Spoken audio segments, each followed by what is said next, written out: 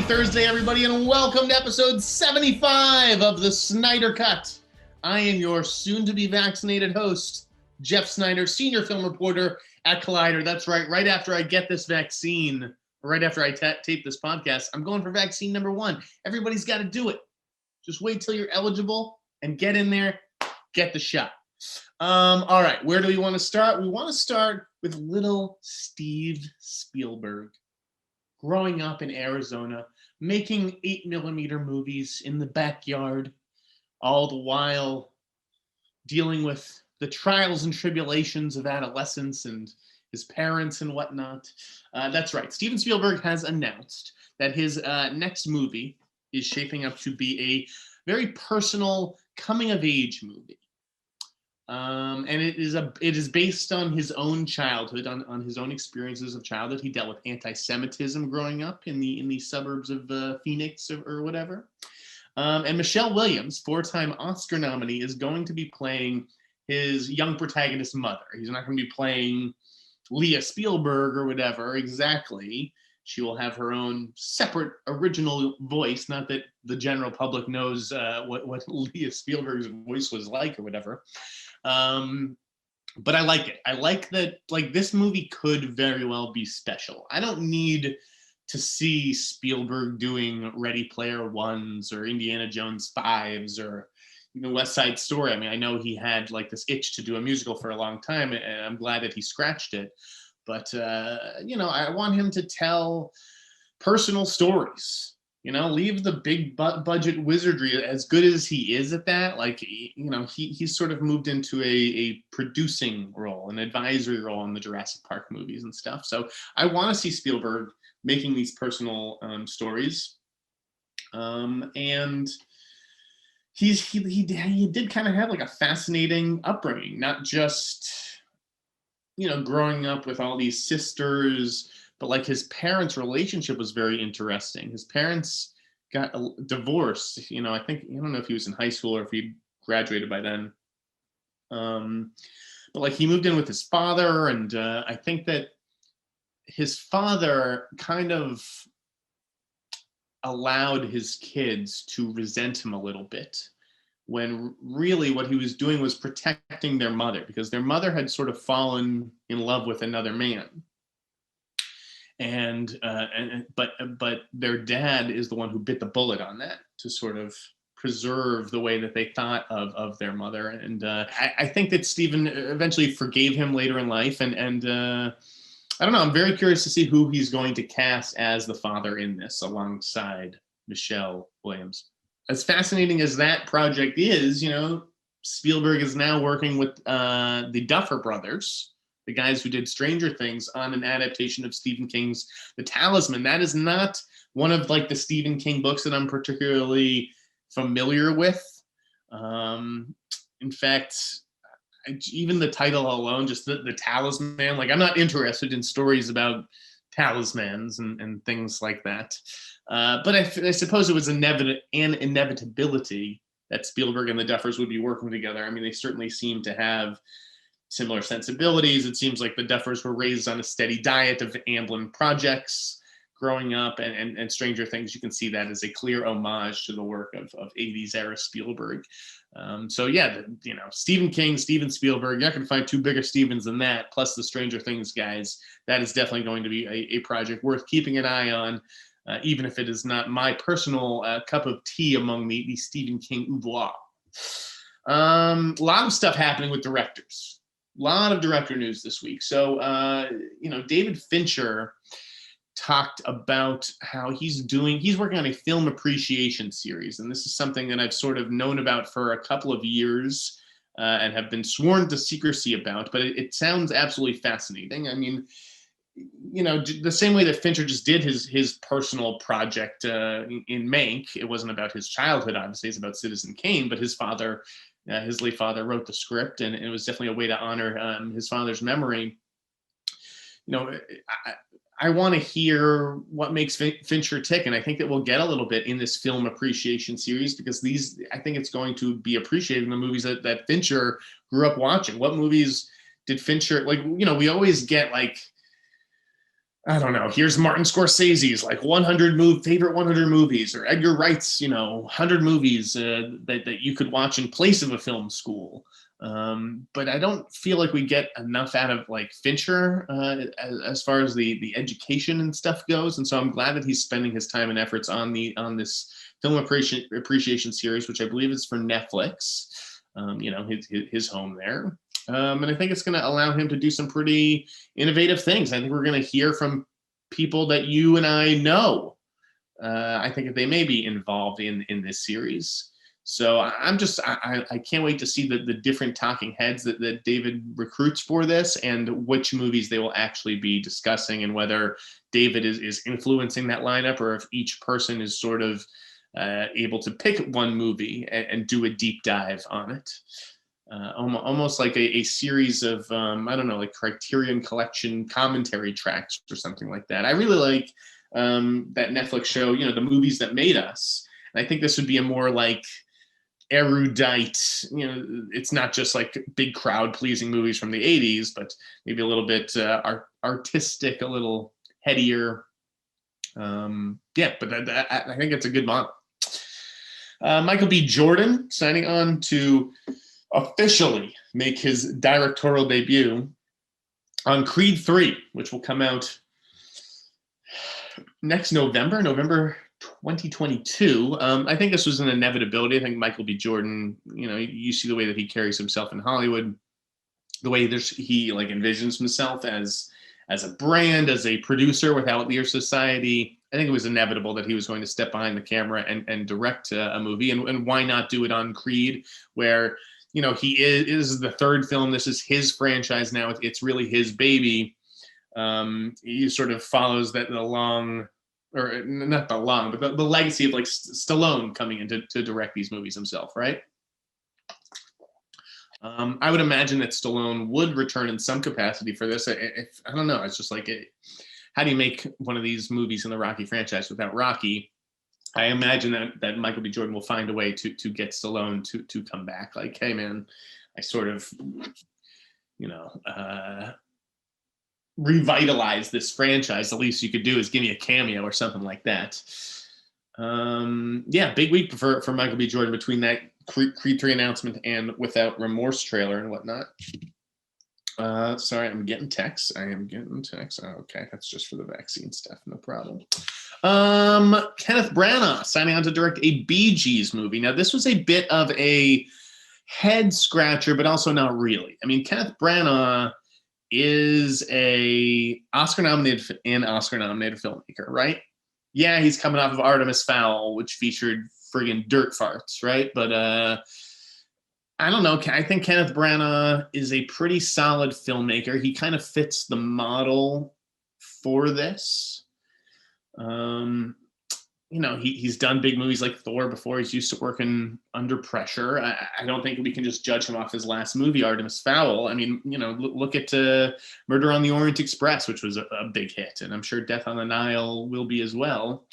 The Bee Gees movie. Yeah, I wouldn't have thought of like a Shakespeare fan like Kenneth Branagh, but I guess it's not just Shakespeare. He likes to shake it and boogie down.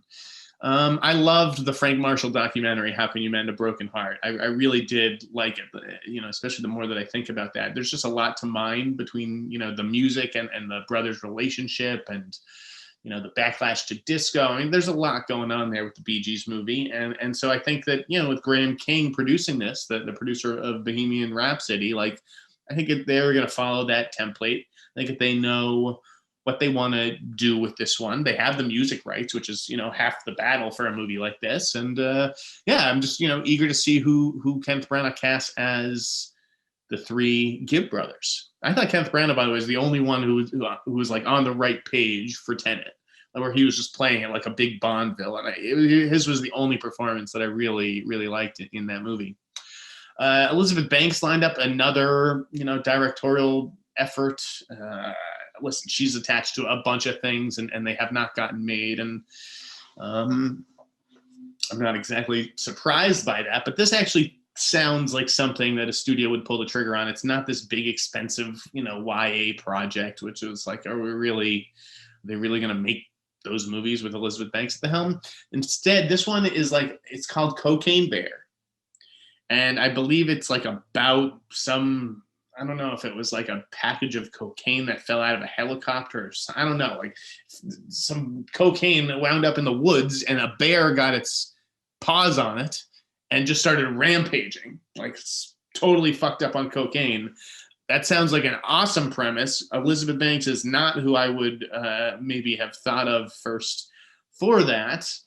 But I don't know how anybody could screw that premise up, right? It sounds like a surefire hit in anyone's hands. And I know it's like, it's a fun movie to sort of joke about with the log line and whatnot, but I imagine that it had some pretty, tragic consequences when a bear gets loose on cocaine. Like I wouldn't be surprised if people were killed or if businesses were ruined, livelihoods lost. We'll see. Ron Howard, just now, I finished writing this up. He set the cast for 13 Lives, which is his Thai cave rescue movie that is finally going before cameras later this month in Australia and Thailand. They got a whole bunch of people to serve as like the various cave divers and officials who were instrumental in helping these 12 boys and their soccer coach get out of this cave alive. And the cast is going to include Viggo Mortensen, Colin Farrell, and Joel Edgerton. That's 3 solid gets, I think. For a movie like this. They announced the full cast, everyone who's going to be playing, like the various Thai heroes and officials. Excuse me. But I like this. I like what I'm seeing from 13 Lives. To me, it's like, Ron Howard's good at this kind of stuff, these rescue movies, right? What's Apollo 13 if not a rescue movie? Although the guys have to rescue themselves. No one's really coming to help them. I like Ron Howard working in this mode though. Backdraft, Ransom, and yeah, I like this trio. I like this trio a lot. I don't know, what is the deal with Viggo Mortensen's Peter Farrelly movie, the greatest beer run ever? I thought that is something that might be going. Maybe he's gonna, while he's over in that part of the world, maybe they just bang that out back to back. I don't know. Chad Stahelski, the John Wick director, signed on to do a movie called Classified, which is described as like Die Hard with more of an Indiana Jones type lead than a John McClane. It sounds like it's at, one of those, like a big warehouse type thing where various artifacts and objects are kept. And yeah, it's like Die Hard in a place like that. Sounds like it could be interesting, definitely promising. Just one more project for Chad Stahelski to add to his development slate. Kurt Sutter, the Sons of Anarchy creator, signed on to do his directorial debut, The Beast, at, I think is that Netflix, I want to say. I was actually surprised that he'd never really directed a movie before. It makes sense that he would get this opportunity, having created a couple of successful television shows. I mean, he's one of the bigger TV writers out there. The Beast, I mean, it sounded very kind of familiar. Sounded a little bit like 8 for Silver, where there's like this, beast terrorizing this small town, and a group of people step up to hunt it or whatever. Sounds a little generic, but I'm sure that Kurt Sutter will find a way to put his unique spin on things. Alejandro Gonzalez Iñárritu has signed on to do Limbo, which is his first movie since The Revenant. I think this will be a much smaller scale thing. I think he's probably just itching to get back behind the camera. I don't know that they'll have like a big starry cast for something like that. Toni Collette signed on to make her directorial debut, Writers and Lovers, and like this is like the perfect person who I want to see being given these shots, like a Regina King. These veteran actresses who've been on a lot of sets, who've paid their dues over the last 20 years. Now they're going to get a shot to direct themselves. Toni Collette's is called Writers and Lovers. It's about, she's probably going to play a novelist in 90s Boston who falls for 2 men shortly after her own mother dies. But yeah, to me, Toni Collette has absolutely earned this opportunity, and I look forward to finding out what her directorial voice is going to sound like. Natalie Portman and Lupita Nyong'o, a pair of Oscar winners, signing on to star in Lady in the Lake, a limited series over at Apple that will be directed by Alma Harrell, who did Honey Boy. Now, I thought this was particularly interesting for a few reasons. Natalie Portman and Lupita Nyong'o are pretty picky. They are not the kind of actresses who just attach themselves to a bunch of different projects and then, hope, cross their fingers and hope and pray and see what comes first. Like, they're very exacting and particular in the career path that they've laid out for themselves. And this is like, Portman's a housewife, a single mom, or maybe not a single mom, but a housewife and mother who sort of decides to, revamp her life and embrace investigative journalism, which puts her on a path towards meeting, Lupita's character, who's out to get, change in the Black community in Baltimore, I believe in the 60s. It sounds pretty interesting to me. And then Alma Har'el, like, I liked Honey Boy. I didn't love Honey Boy. I think it suffered just by the fact that it was released the same year as Peanut Butter Falcon. Like, it helped it because it was like, oh, you had to see Shia's new movies. But when you compared one to the other, I just preferred Peanut Butter Falcon. But Alma Har'el really did show some directorial chops with that.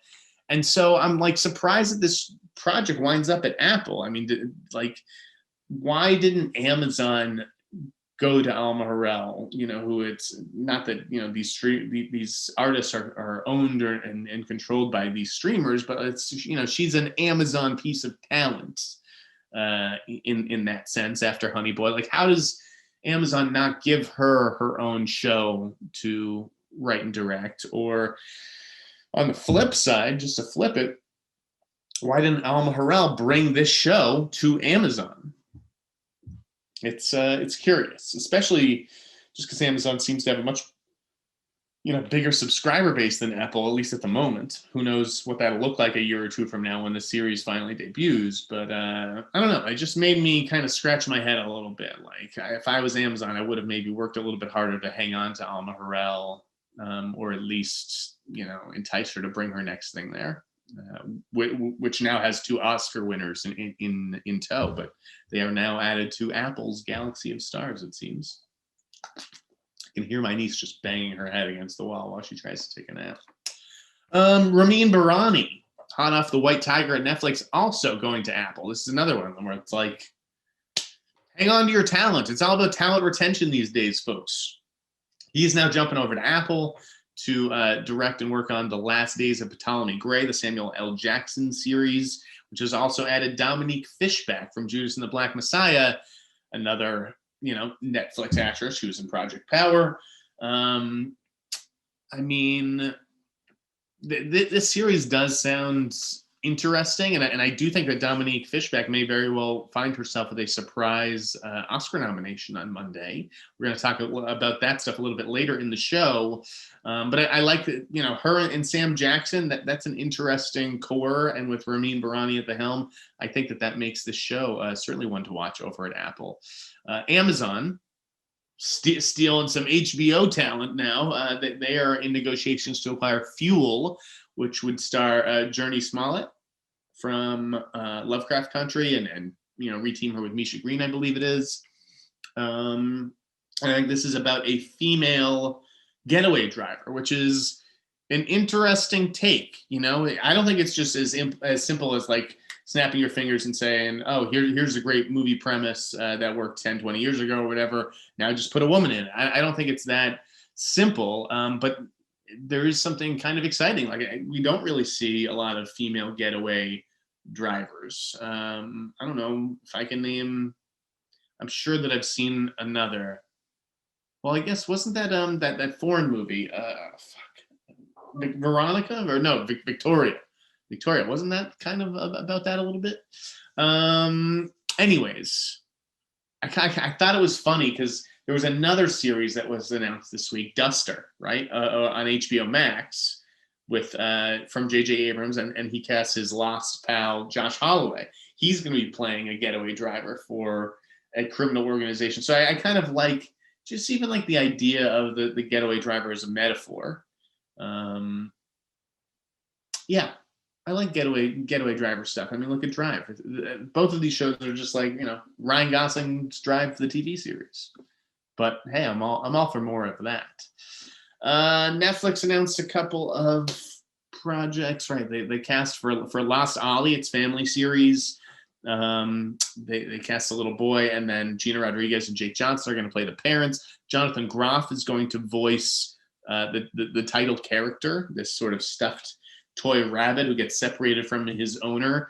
And then the other two voices are Mary J. Blige and Tim Blake Nelson. And like just reading the character descriptions for both of them, I thought they were kind of perfect, particularly Tim Blake Nelson as like this, old clown. Yeah, I don't watch a lot of family shows or children's programming, but Lost Ollie, there's something about it. I don't know, maybe it's just my love for Toy Story, but it speaks to that. This feels like Netflix's version of Toy Story, and I always try to support my girl Gina. Netflix also announced what is it, Yasuki, which is the Lakeith Stanfield like African samurai warrior show. It's an anime series. I'm not a big anime guy, but I might check out an episode of this just to see Lakeith's take on an African samurai warrior. But maybe not so much the anime show, but Lost Ollie, it's all part of a plan to sort of compete with Disney for those family eyeballs, for the younger audiences.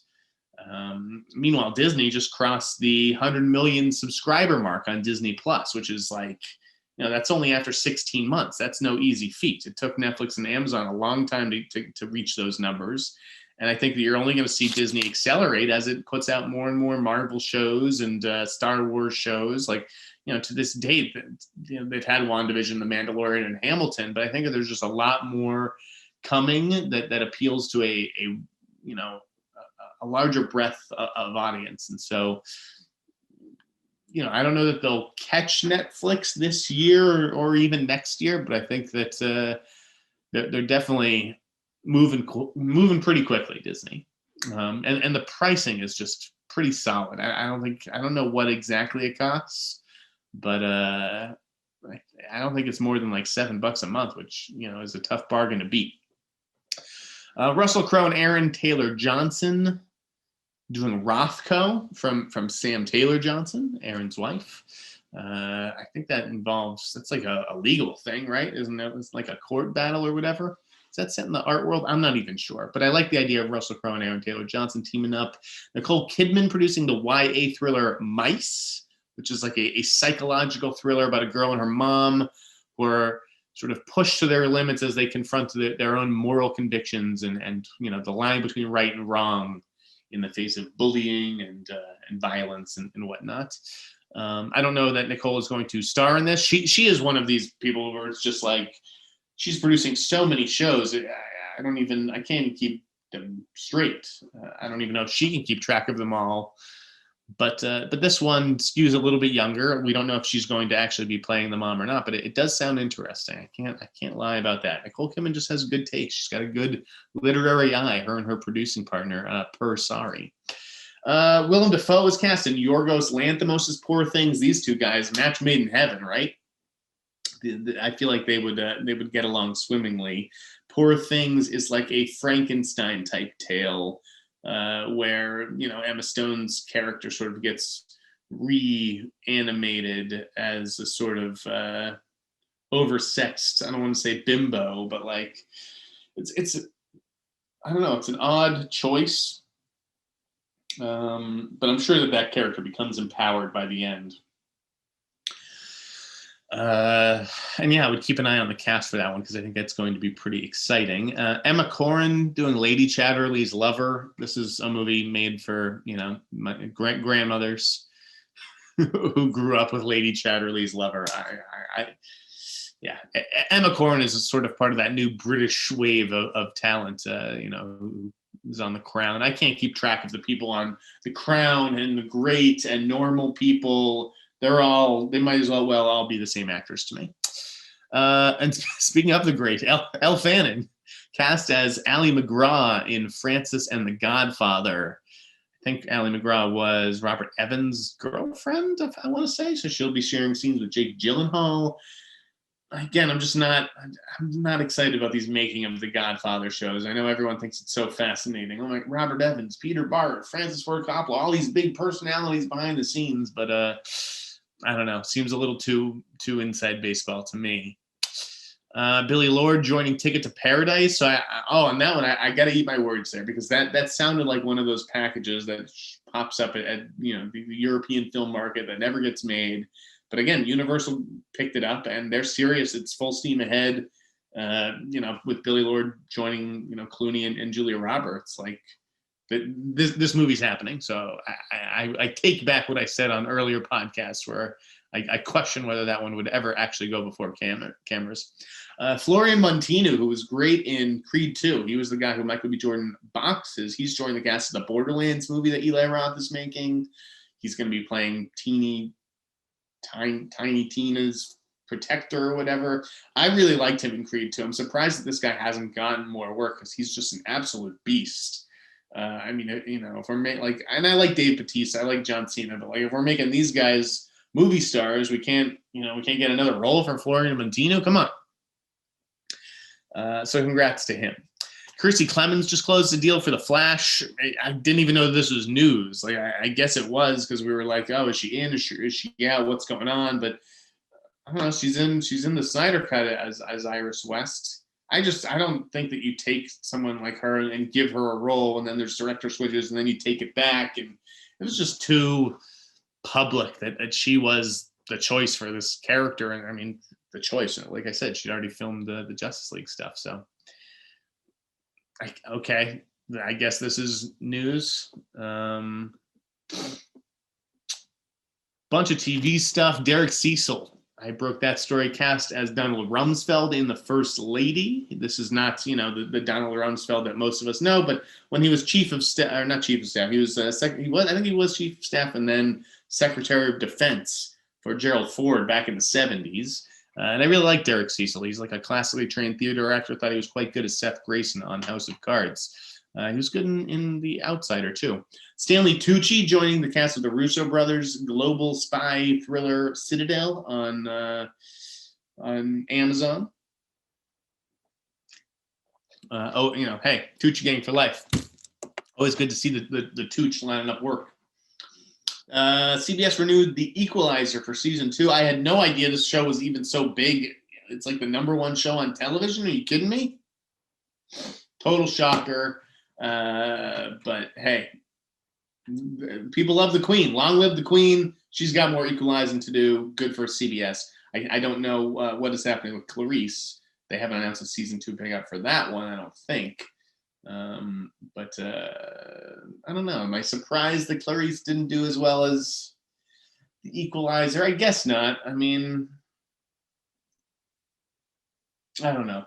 I don't know if I would have put money on Clarice outdrawing The Equalizer and Queen Latifah, but that's the difference. Star power, right? Annie Murphy from Schitt's Creek joining season 2 of Russian Doll. I watched the first half of Russian Doll, the first few episodes, because I was writing something about it was Jeremy Kirk. Right? Did I fuck that up?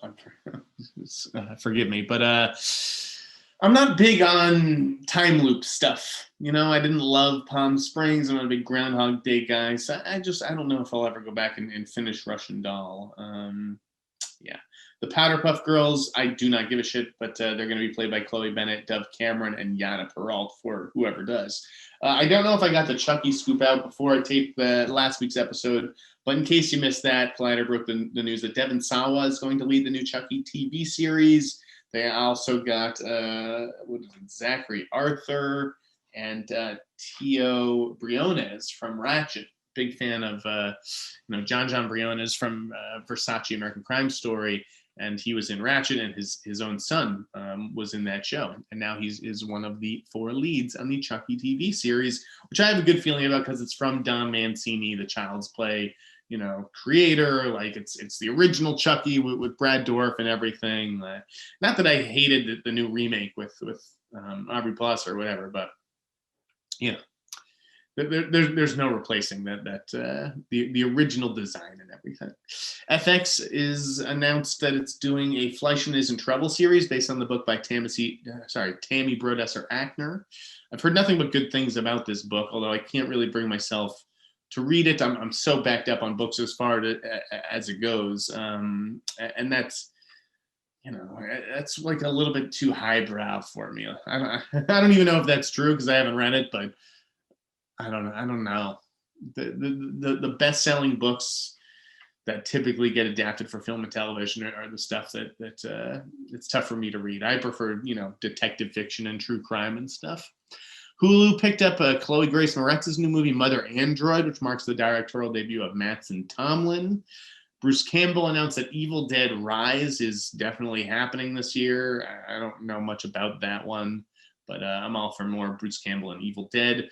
Miramax announced a release date for Wrath of Man. It's Guy Ritchie, Jason Statham action thriller. That's going to hit theaters on April 23rd, so 1 week after Mortal Kombat and 2 weeks before Black Widow. So there will be a nice little space there, end of April, for that movie to potentially make some money. I mean, it's like an armored truck heist movie, which I think those kinds of things do pretty well, and people like Jason Statham.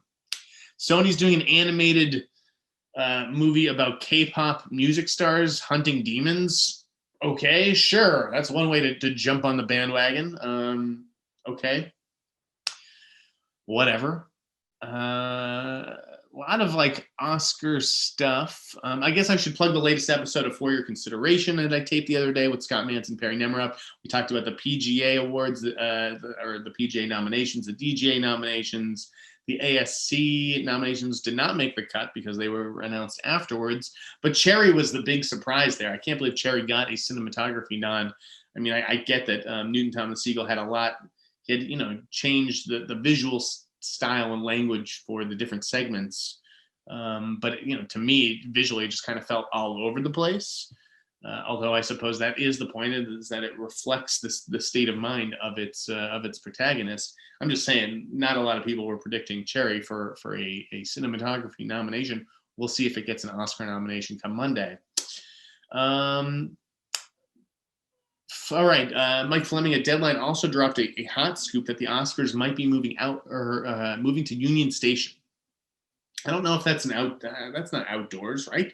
I think it would be cool to do an outdoor show, to do it at like the Hollywood Bowl or whatever, but Union Station can apparently accommodate thousands and thousands of people, and the Academy wants the nominees to show up. And if so, then they'd have to be all socially distanced.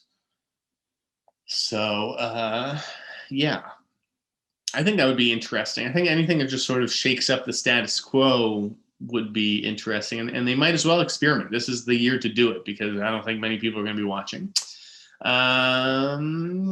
We also got a photo, speaking of like Oscars and awards. I mean, this is going to be one of the big awards contenders next year. We got the first photo from House of Gucci, Ridley Scott's movie starring Lady Gaga and Adam Driver. The two of them looked friggin' awesome outdoors and like, bougie ski clothing and whatnot.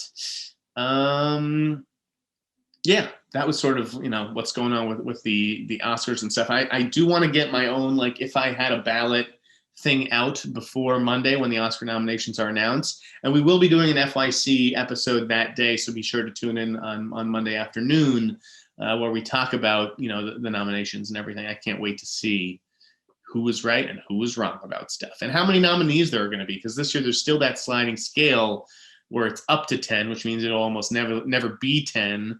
And I think this year, I don't even think that there will be 9. I'm banking on 7 or 8 Best Picture nominees this year, but we'll see.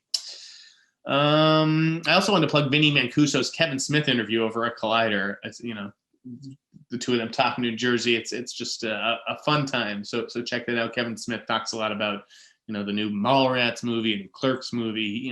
Kevin. He's always got something to say. LA theaters about to reopen, and apparently Disneyland or Disney World, one of the Disney places. I just don't know why we're like rushing this. We've come this far. Why do LA theaters need to reopen this weekend? There's not even like product for these movies.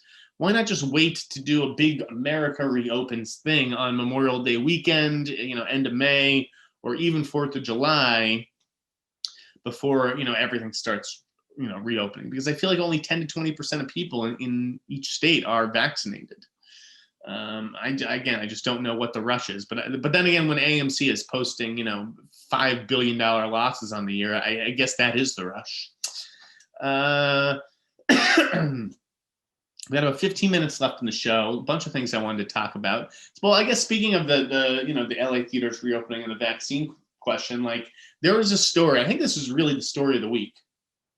It was from LA Times. Well, I read about it first in Variety, and it's basically about how this like vaccine, this vaccine clinic opened up in Pasadena, and within a matter of hours, of the 1,500 slots that it had, 900 were taken by Hollywood executives and people who work in the business. And I mean, I'm of two minds of this, because I did share the story on my Twitter and presented it without comment. On one hand, it's like, okay, Hollywood people are people too. And, we all need to be vaccinated at some point. Like, I get that we need to wait our turn and wait until we are eligible, right? But then again, there are so many people who are eligible but can't spend the time. They can't take the time off work or whatever it is to go get the vaccine. What are we supposed to do? Not fill these appointment slots? Not hand out this vaccine and just let it go to waste? So that's one hand about it. The other hand is that, man, Hollywood just does not give a fuck about anyone but its own. Okay? They protect themselves. It's no different than the police, protecting themselves with the blue line of silence. I mean, Hollywood people, it is tough. There are just times when I know I've met so many great people in Los Angeles, and a lot of people work in the business, and they are true friends of mine. But, for every one of those people that I meet, there's two people who are just craven assholes who are only out for themselves. And that's how like Hollywood just knows like everything, because everything starts with agents. I mean, you can't even open a fucking vaccine site, right, without marketing or publicity or whatever. And so Hollywood just always has its finger on the pulse, everything that's going on everywhere. So when this vaccine clinic opens, you just, someone sends one person the link, and then that person sends one person the link, and within a matter of hours, 900 people have the link. It's all entertainment reporters, right? That's how the LA Times got onto this story, because someone sent it to them expecting, hey, go get the whole newsroom vaccinated. Instead, they're like, wait a second, this is a story. And they just ended up shutting the clinic down. It's like, we're not even going to cancel these 900 appointments because that would take fucking forever to make all these calls. Just shut it down. Leave a sign on the door. People coming to get vaccinated. Sorry, you blew it. It was sad. It was honestly sad to see that, like, that is how everything works almost in life. I'm telling you. Like, it really, that story really exemplified the issues that I see in Hollywood every day. Pepe Le Pew, big Pepe Le Pew week, right? He was everywhere. A lot of people I saw saying, oh, well, it's kind of ironic Max Landis was the one who was going to write a Pepe Le Pew movie. I mean, given what he's gone through or been accused of and Pepe's behavior. But it's like he said something very wise this week, because I still follow Max on Instagram. I don't think that you can just ignore these people, by the way, who have been banished by society. Actually, you can learn a lot from them. They have, a unique point of view on things. But like with Pepe Le Pew is not a real person who, has to go to therapy and treatment or rehab to like fix his ways. He's a fucking cartoon character. And so, like, rather than just banish him and get rid of the character outright, you could actually change the character, okay? It is human beings who make the decision to animate Pepe and tell him how to behave and what to say. So rather, right, than just having him hit on everybody in sight and trap women or female characters in rooms and things like that, why don't you use Pepe Le Pew as a way to demonstrate consent rather than just pretend that the character never existed?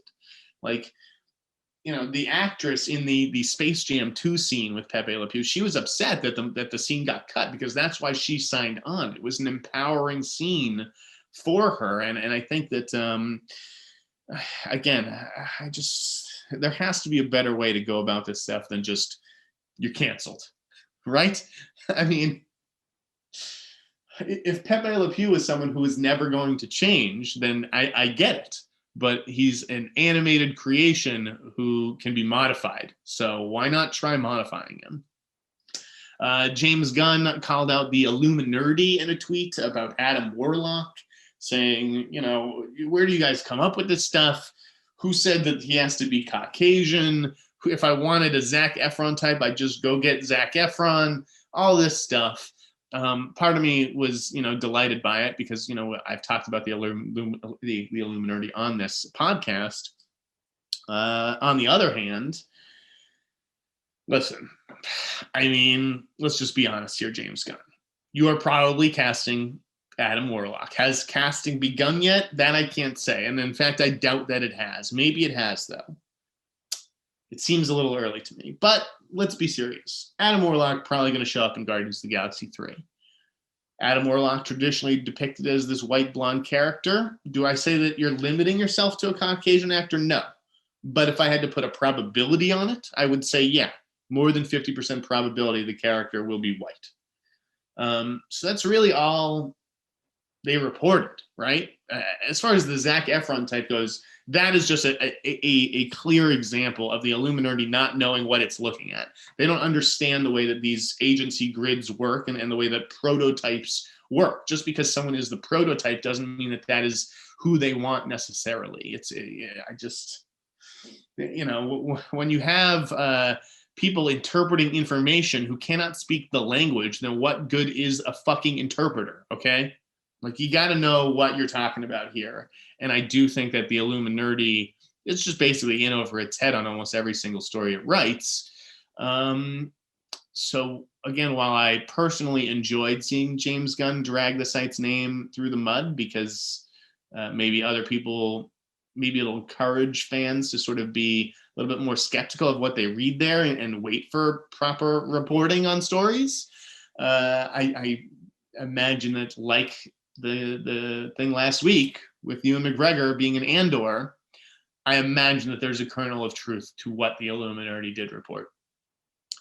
But yeah, you can't be going off fucking agency grades. Like, I know what you're looking at. Someone show this podcast to the Illuminerdi. Like, I just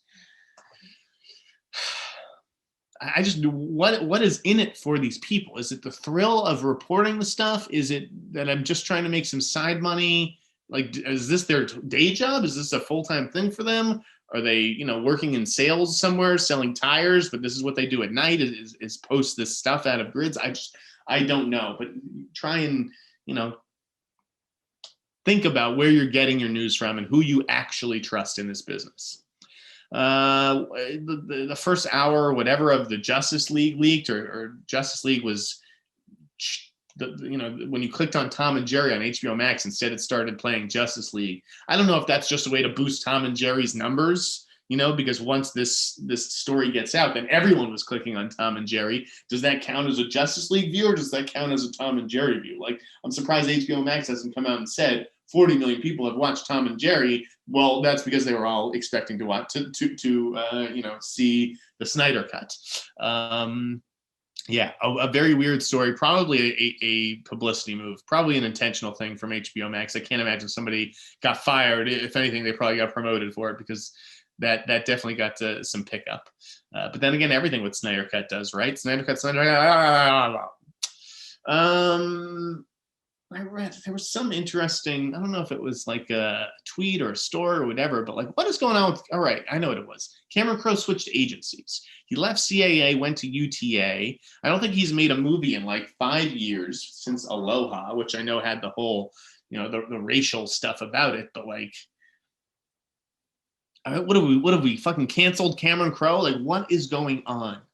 It's a curious case. I know, you know, Cameron Crowe is not exactly someone who's just like out there making a new movie every year like Woody Allen, but like, Cameron Crowe is a fantastic, unique filmmaker, a wonderful storyteller, and I'd love to see him, a streamer, step up and give him some opportunities. Like, why are Netflix or Apple or Amazon not just giving, you know, Cameron Crowe $30-40 million to go do whatever the fuck he wants? Like, that's a guy who's earned it. All right, we talked about that. Okay, trailers. We got some new trailers this week. One for, I'm going to go backwards here. Golden Arm just debuted a trailer with Mary Holland as like an arm wrestling champion. I really like her. I thought she was quite good in Happiest Season, which I believe she co-wrote. And yeah, I want to see this. I've been hearing about that movie for a long time.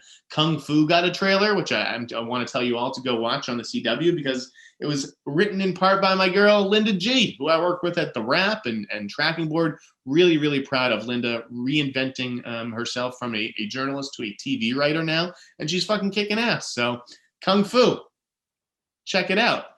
Oxygen, Alexandra Aja.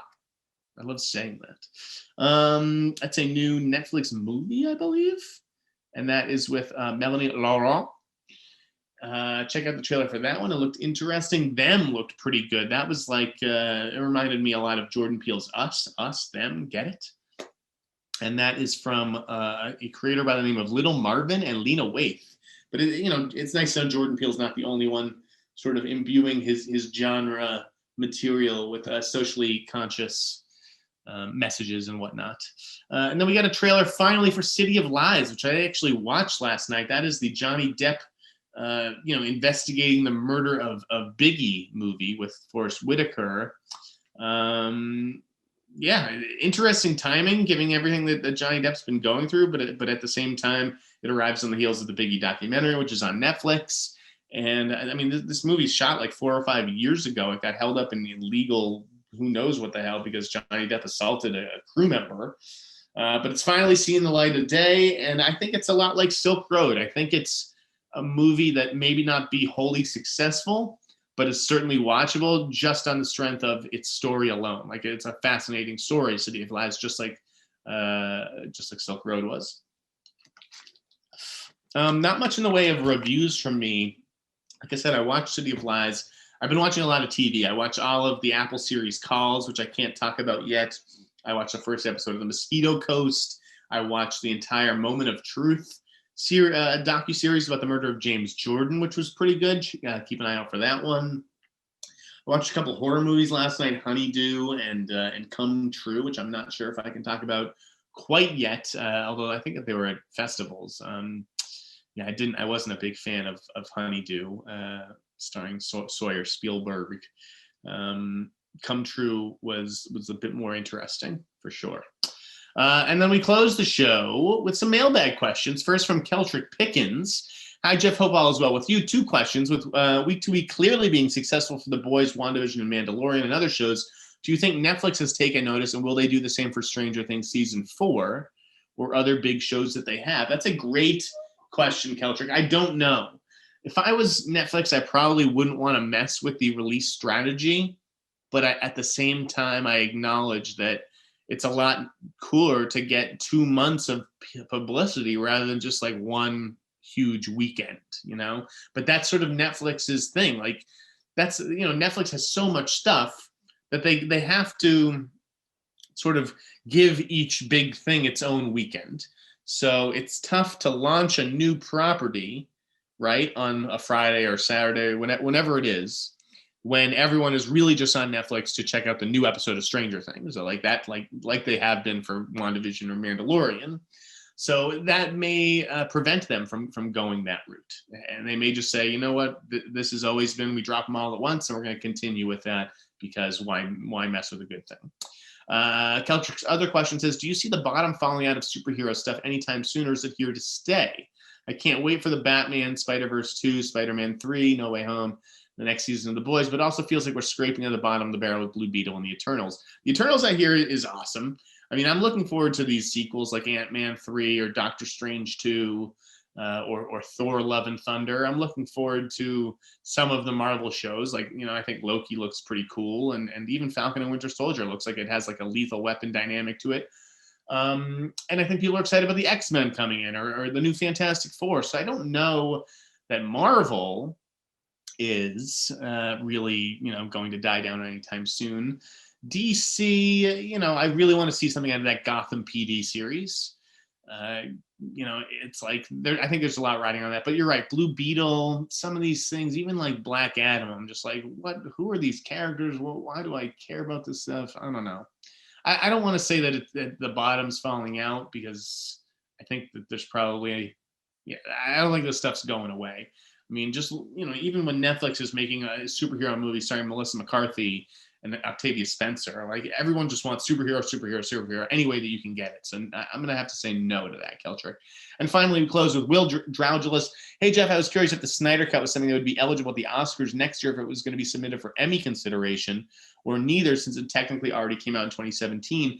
I don't actually know what the deal is with that. I don't think it would be eligible for Oscars because I don't know that it was ever really intended for theatrical release, this 4-hour cut. You know, I think it was sort of always designated for HBO Max, but I don't know if it is considered original enough to be up for Emmy consideration.